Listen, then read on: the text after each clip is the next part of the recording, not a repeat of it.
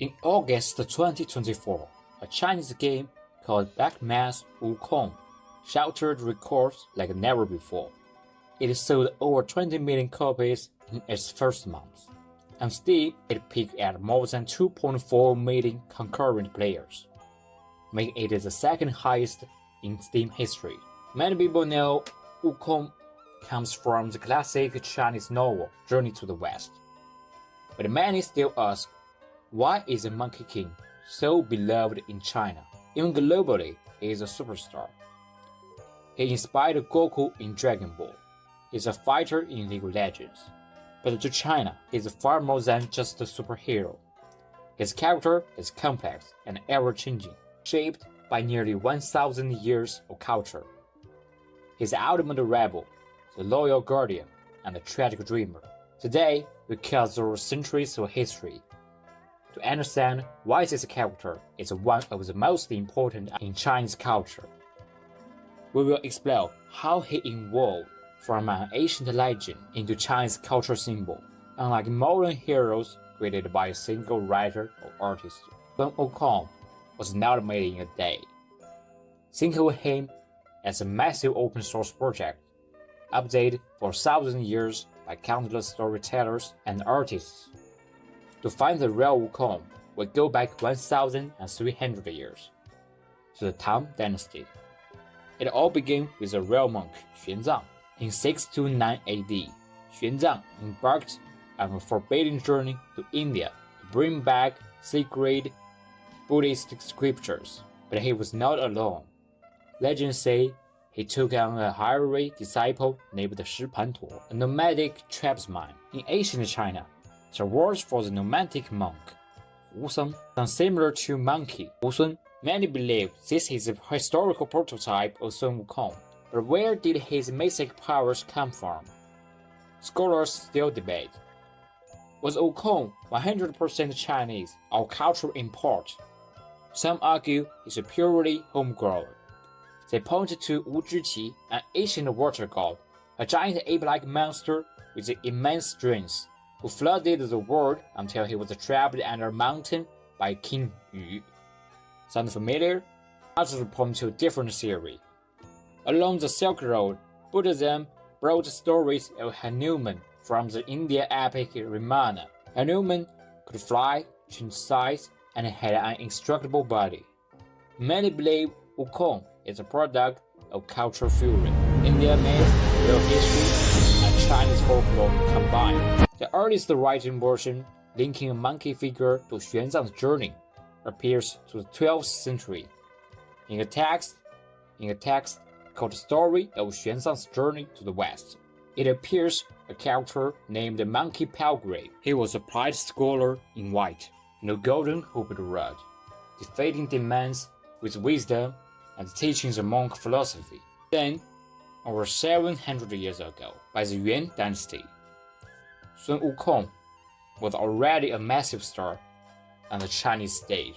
In the Yuan dynasty, the character of Sun Wukong officially stepped from the folk legends onto the stage of Yuanzaju operas, with the TV shows and blockbusters of their time.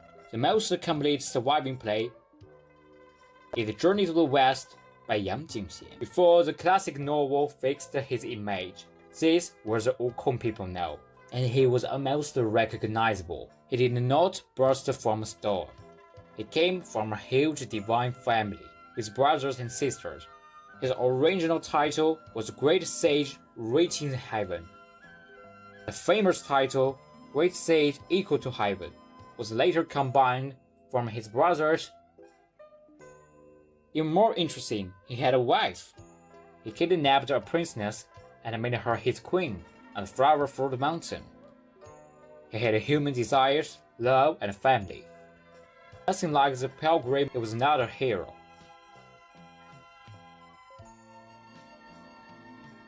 Steal when hungry, take a wife when in love, rebel against the heaven when angry. No grand mission, no sacred destiny. This version reflected what ordinary people wanted. Not a perfect, untouchable god, but a real character with joy, anger, and desire. This wild, rebellious became the foundation for the final, definitive version of Sun Wukong. It was not until the 16th century, with the publication of the great literary classic Journey to the West, that the image of Sun Wukong, as we know it today, was finally finalized, hid behind a mysterious pen name, Master of Huayang Go to Heaven. Modern scholars mostly credited Wu Cheng'en, but the pen name still hints at something deeper. This is not just an adventure story. It is a guide to spiritual cultivation. The author geniusly rebuilt the character. He removed Wukong's wife, family, and earthly desires. By cutting those bonds, he turned a mighty diamond into a transcendent symbol. On the first page, the novel declares, to understand the powers that shape the world from its very origin, you must read Journey to the West, the story of overcoming suffering. He redefined Wukong as the monkey of the heart, a Buddhist metaphor from the human man.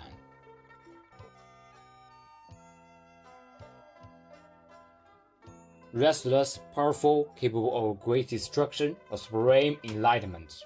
But more importantly, he gave him a soul. Wukong became the living symbol of the unruly human heart. To understand the monkey of the heart, you must understand a classic Chinese idea, the monkey man and the willful horse. For nearly 2,000 years, this concept has described the human psyche.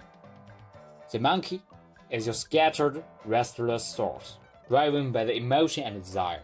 The horse is your untamed will, charging without direction. It leads to the chaos and the suffering. That's why the hero is a monkey, not a tiger or lion. A monkey can't sit still, just like our man's, jumping from sword to sword, mood to mood. Wukong's great havoc in heaven is the ultimate metaphor of mind completely out of control. Unmatched talents, no self-discipline, ruled by ego. He thinks it's invincible, defies all rules, takes whatever he wants, and ends up imprisoned under 5 Elements Mountain. The entire Journey to the West is the story of taming the monkey man. This is what the Chinese call the monkey man returning to the right path.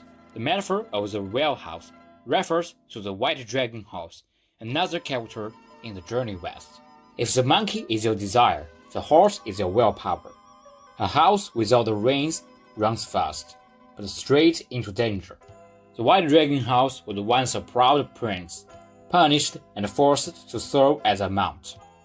He quietly carried the town monk for over 100,000 li, about 50,000 kilometers. He represents reigning in the willful house, turning reckless energy into steady, purposeful action. And he always carried the town monk, the symbol of one's true heart and original purpose. And these are just the tip of the iceberg of metaphors in Journey to the West. The book is also filled with many other metaphors about Taoist thought, self-cultivation, and politics. For example, like the golden headband. Many people think the golden headband is just a tool for a town monk to control Wukong, but spiritually, it is your inner conscience, voice that tells you when you have lost your way. The most beautiful moment comes at the end, when Wukong achieves enlightenment and asks for the band to be removed. The town monk tells him to touch his head. The band is already gone. Once he fully tamed his own mind, he no longer needed external rules. Then came the 20th century, when Chinese creators redefined the character of Wukong through new interpretations, reigniting the enduring charm of this legendary figure. In 1964, Shanghai Animation Film Studio made Havoc in Heaven, the most influential animated film in Chinese history. It focused on Wukong's rebellion against the Jade Empire. When the Heaven can't control him, they trick him into a lowly job, director of Heavenly Stables.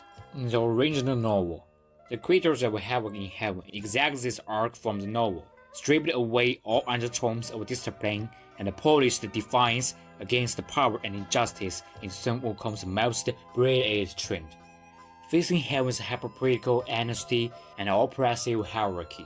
He rejects his lowly title, upends the elite peach banquet, defies the heavenly army, and shouts his iconic line. The song retakes every year. Next year it will be my turn to roll. He's no longer a pilgrim destined to be banned, but a pure rebel fighting for freedom and equality. This rediscovery granted the classic character timeless vitality, and turns havoc in heaven into a spiritual symbol in the collective memory of Chinese people. In 1986, CCTV edition of Journey West that truly brought this mystical hero out of books and screens into millions of Chinese households, and completed his full popularization among the entire nation.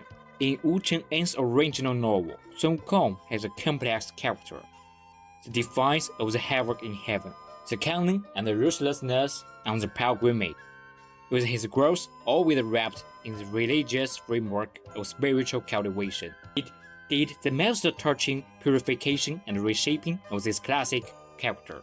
Instead of replicating the complex undertones of original work, it focused on its lens firmly on Sun Wukong's most resonant traits: the unruly defiance in the havoc in heaven, and his hatred of evil, loyalty, and unwavering commitment on the pilgrimage. Liu Xiaoling's performance gave this mystical figure a vivid, down-to-earth charm. He loses his temper, feels wronged, yet always raises his golden hooped rod in times of crisis to slay diamonds for the people. Shot with a single camera over 6 years, this series completes the most through popularization of Sun Wukong's image. It turns the Monkey King from a literary symbol and an animated rebel into a heroic totem engraved in the childhood of generations of Chinese people. Then, 1995 came one of the most daring adaptations ever. In all previous classic narratives, Sun Wukong was always an invincible powerhouse, a defiant rebel, a diamond-slaying hero, whose life path always moves towards the perfection of attaining enlightenment. The Chinese Odyssey completely shattered this framework with postmodern deconstruction. It split the great sage equal to heaven into two sides of one body: Joker, a mortal who only wanted to live freely, and Sun Wukong, who must put on the golden headband and shoulder his destined fate. Put on the golden headband, and you can no longer embrace your beloved.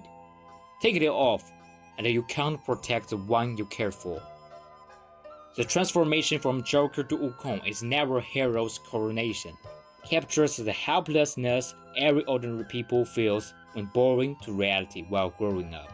This work, with a dismal box office on its release, completed a counterattack from a flop to masterpiece in the late 1990s, through university spread and the rise of the internet, becoming a cultural bible for China's first generation of young internet users. It turned Sun Wukong from a lofty mythical symbol into a microcosm of every ordinary person who has struggled in their youth. The Wukong has never been a fixed symbol nailed to the mythological text, but a spiritual carrier infused with the spirit of times by generations of Chinese creators. Chinese people of every era can see themselves in him.